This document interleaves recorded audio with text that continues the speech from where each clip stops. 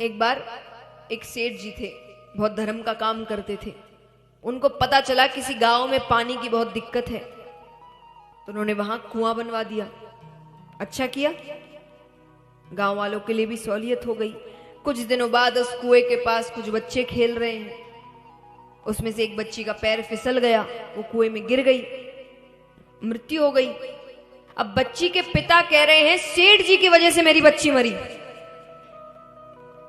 ना तो ये कुआं बनवाते ना बच्चे इसमें गिरते। तो सेठ जी ने कुआं इसीलिए बनवाया था। गलती हमारी है, हमने बच्चों को कुएं के पास जाने दिया। तो ये दुनिया, ये संसार एक कुएं की तरह है। देखिए आजकल कुएं से पानी तो कोई नहीं भरता, लेकिन पता तो होगा कैसे भरते। कुएं से पानी कैसे निकालते हैं? अंदर जाके,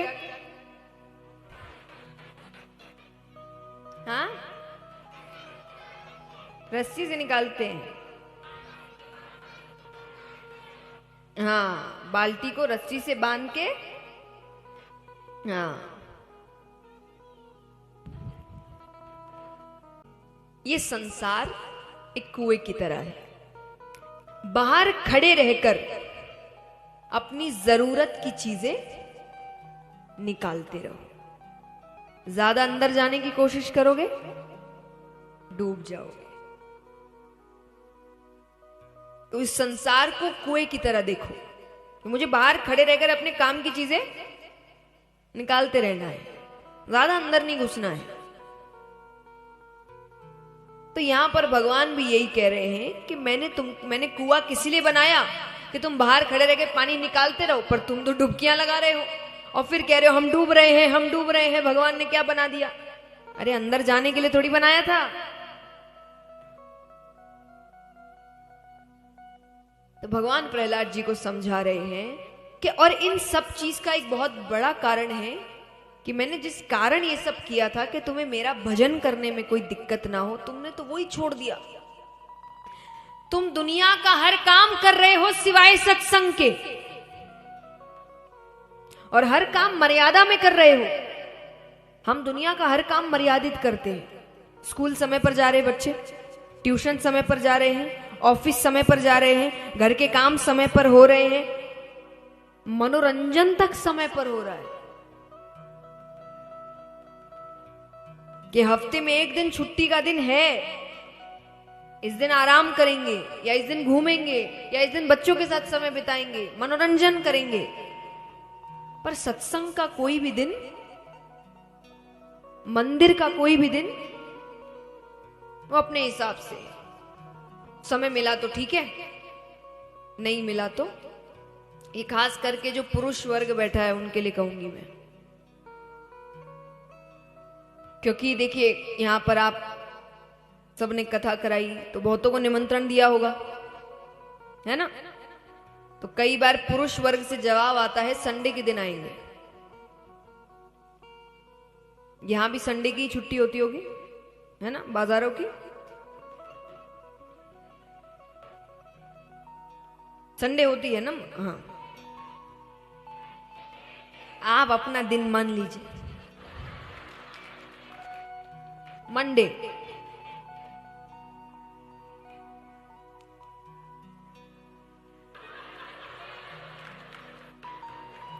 जिस भी दिन होती है, ठीक है, 7 दिन में से जो भी दिन मान लो कि जो भी एक दिन छुट्टी का दिन होता है, तो लोग कहेंगे उसी दिन आएंगे। अब यही घर में शादी होगी तो 10-10 दिन तक दुकान बंद करके जाएंगे। जाएंगे कि नहीं?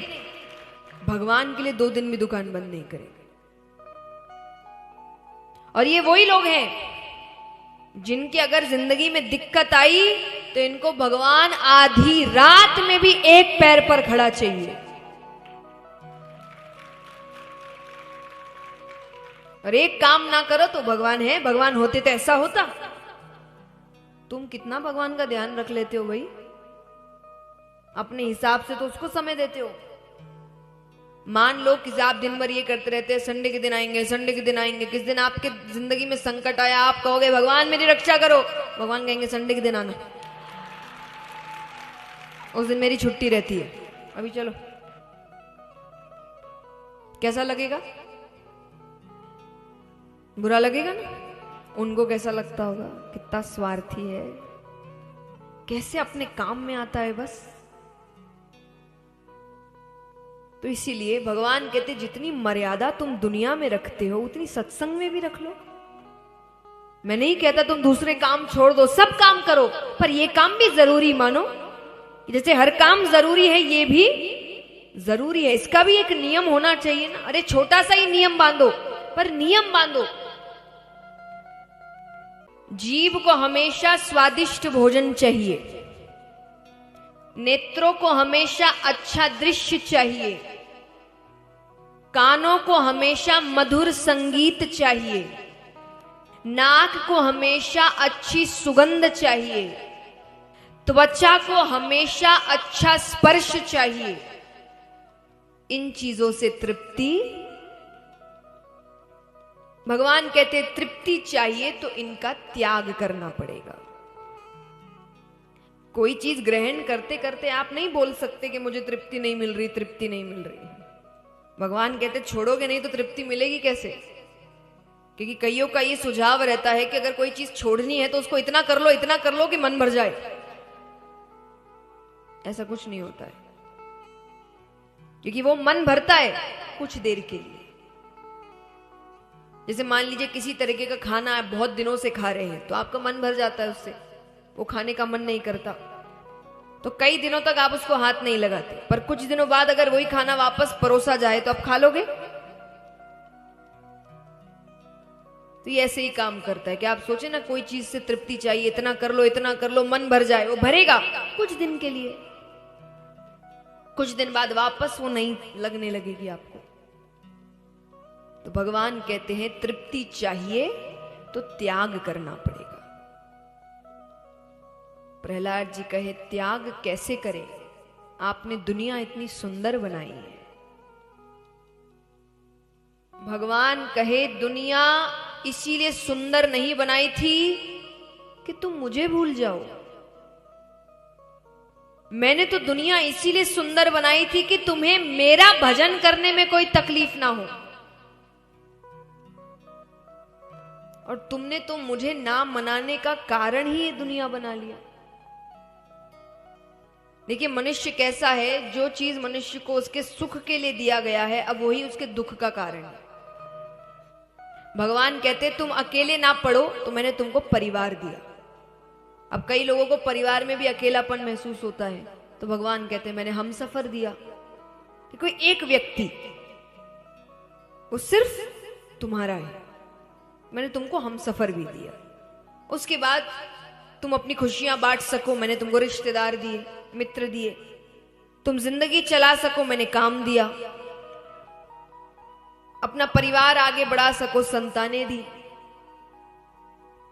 अब तुमने तो इसी को अपने दुख का कारण बना लिया।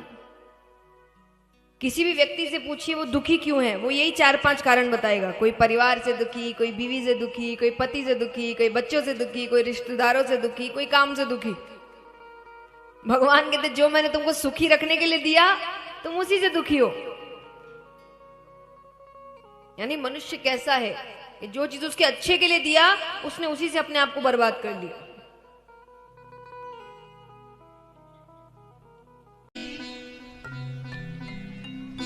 ये बड़ी बड़ी पढ़ाई करते हैं ना बच्चे, इंजीनियरिंग है, एमबीए है, तो इसमें अलग अलग कॉलेजेस होते हैं। एक जैसे आईआईएम या आईआईटी होती है।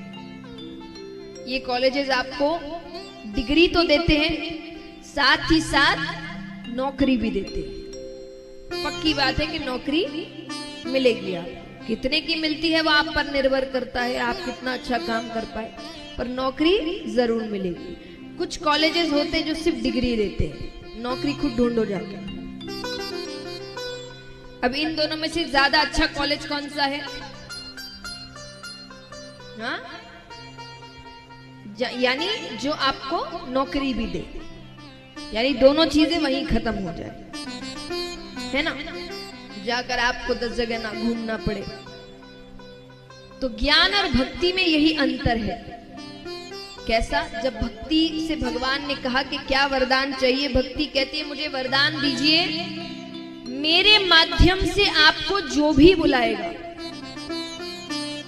अच्छा हो बुरा हो, गुणी हो अवगुणी हो, धनवान हो बहुत गरीब हो, ऊंचे से ऊंचे कुल का हो कि नीच से नीच कुल का हो, पुण्य करने वाला हो कि पापी हो, अगर उसने भक्ति से बुलाया है तो आप उसके घर जरूर जाएंगे। यानी यहां पर डिग्री तो मिल रही है, नौकरी भी पक्की है।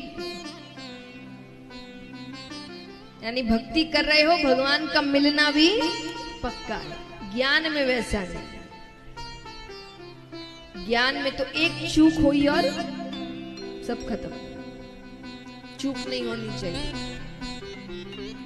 ज्ञानियों से गलती हो जाए तो बहुत बड़ी बात हो जाती है,